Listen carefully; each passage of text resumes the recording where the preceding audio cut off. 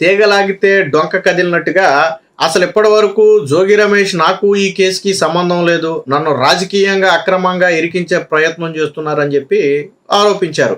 అయితే ఎవరైతే కీలక నిందితుడిగా ఉన్నటువంటి అద్దేపల్లి జనార్దన్ రావు అలాగే జోగి రమేష్ వీళ్ళిద్దరికీ మధ్య ఉన్న సంబంధాన్ని పోసగుచ్చినట్టుగా వివరిస్తూ సిట్ అధికారులు అయితే కోర్టులో అయితే పిటిషన్ అయితే దాఖలు చేశారు. దాదాపుగా 540 పేజీలతో ప్రాథమిక ఛార్జ్ షీట్ అయితే రెడీ చేశారు. ఈ ఛార్జ్ షీట్ లో జోగి రమేష్ కి అలాగే అద్దేపల్లి జనార్దన్ రావుకి వీరిద్దరికి మధ్య ఉన్న సంబంధాన్ని స్పష్టంగా ఆధారాలతో సహా సిట్ అధికారులు అయితే ఇచ్చినట్టుగా తెలుస్తుంది. అంటే ఆధారాలు మీన్స్ అద్దేపల్లి జనార్దన్ రావు జోగి రమేష్ బ్యాంకు ఖాతా వివరాలు, అంటే ఒక బ్యాంకు నుంచి ఒక బ్యాంకుకి జరిగిన ట్రాన్సాక్షన్స్ కావచ్చు లేదా యూపీఐ పేమెంట్స్ కావచ్చు, అన్నిటికీ మించి వాళ్ళిద్దరి మధ్య జరిగిన కాల్ డేటా ట్రాన్సాక్షన్స్, అంటే ఎన్నిసార్లు వాళ్ళు కాల్ చేసుకున్నారు, ఏ సమయాల్లో కాల్ చేసుకున్నారు, ఎంతెంతసేపు మాట్లాడారు అనే కాల్ డేటాకి సంబంధించిన వివరాలు ఇవన్నీ కూడా సిట్ అధికారులు ముందైతే పెట్టారు. మరి మొన్న అప్పట్లో ఏదో జోగి రమేష్ ఒక మాట అన్నాడు, నాకు అద్దేపల్లి జనార్దన్ అనే వ్యక్తి ఎవరో తెలీదు, మా బజార్లో ఉండేవాడు వాళ్ళ నాన్న కాబట్టి తెలుసు తప్ప ఈ వ్యక్తితో మాకు సంబంధం లేదన్నాడు.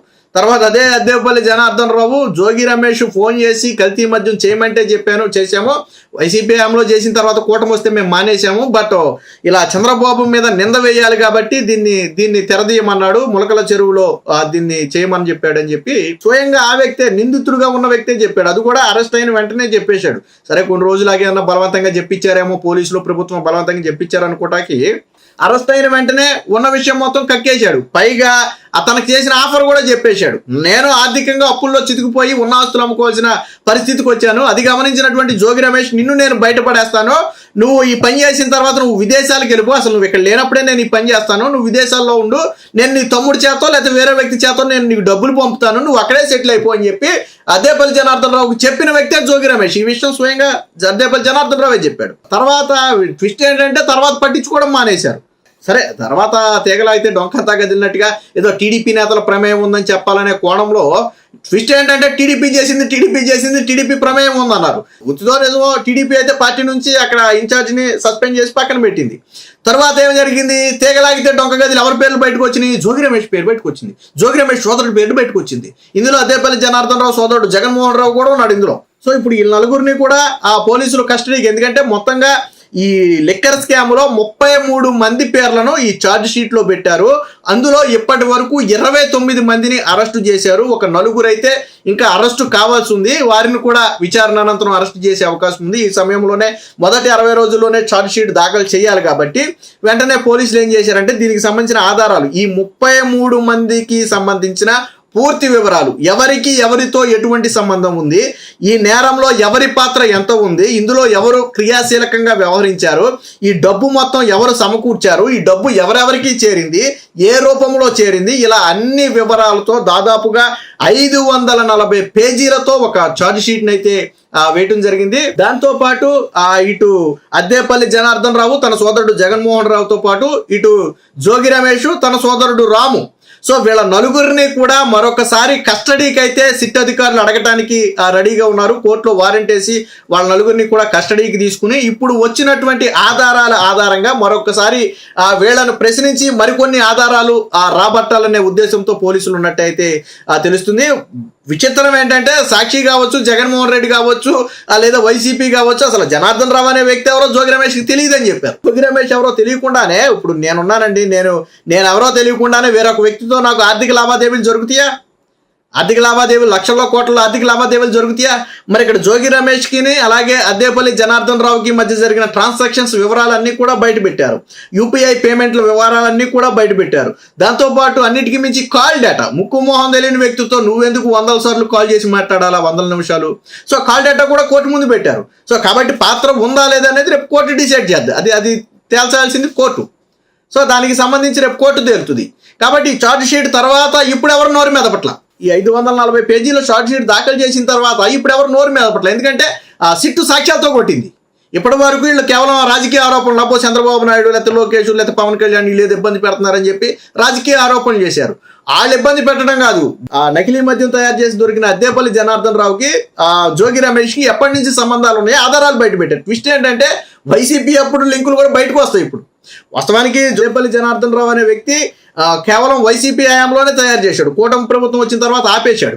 బట్ జోగి రమేష్ అనే వ్యక్తి ఫోన్ చేసి కల్తీ మద్యం తయారు చెయ్యి, ఆ తర్వాత నువ్వు ఇక్కడ నుంచి జంప్ అయిపోద్దాన్ని తయారు చేసి నేనే లీకులు ఇచ్చి మొత్తాన్ని కూడా ప్రచారం చేస్తాను, ఆ తర్వాత ఈ కల్తీ లిక్కర్ వ్యవహారం మొత్తాన్ని కూడా కూటమి నెత్తి మీద వేయొచ్చు, దాంతో పాత లిక్కర్ స్కామ్ కథ డైవర్ట్ అవుద్ది, మనకి కూడా పొలిటికల్ మైలేజ్ వద్దన్న ఉద్దేశంతో అద్దేపల్లి జనార్దన్ రావుతో చేయించాడు. లేకపోతే అద్దేపల్లి జనార్దన్ రావుకి అవసరం లేదు. అదే చెప్పేది, కూటమి ప్రభుత్వం వచ్చిన తర్వాత మేము చేయలే. అసలు ఎందుకు చేయలా?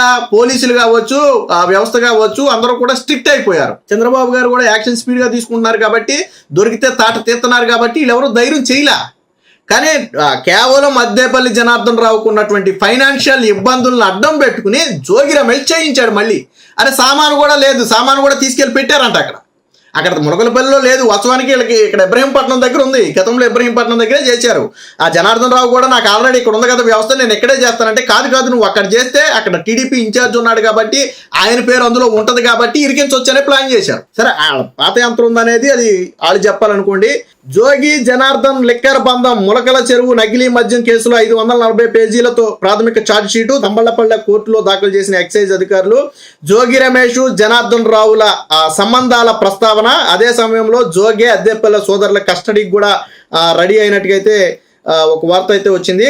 ఇందులో ఏమేమి ఉన్నాయంటే, ముఖ్యంగా ప్రధాన నిందితుడు జనార్దన్ రావు, జోగి రమేష్ల మధ్య ఉన్న ఆర్థిక సంబంధాలు, వారి మధ్య జరిగిన బ్యాంకు లావాదేవీలు, కాల్ డేటా, యూపీఐ ట్రాన్సాక్షన్స్ వివరాలు తదితర అన్ని అంశాలను ఆధారాలతో సహా సిట్ అధికారులు పొందుపరిచినట్టుగా సమాచారం. మొత్తంగా 33 మంది ప్రమేయం, మొత్తంగా ఇప్పటి వరకు ఈ లిక్కర్ స్కామ్ లో 33 మంది ప్రమేయం ఉన్నట్టుగా సిట్ అధికారులు పేర్కొన్నారు. ఆ 33 మందికి సంబంధించిన పూర్తి డేటాను ఈ రోజు కోర్టు ముందు పెట్టారు. బట్ అందులో ఇంకొక 4 మాత్రం అరెస్ట్ కావాల్సి ఉంది. 29 మంది అరెస్ట్ అయ్యారు. జోగి రమేష్ తో పాటు జనార్దన్తో పాటు మొత్తంగా 29 మంది అరెస్ట్ అయ్యారు.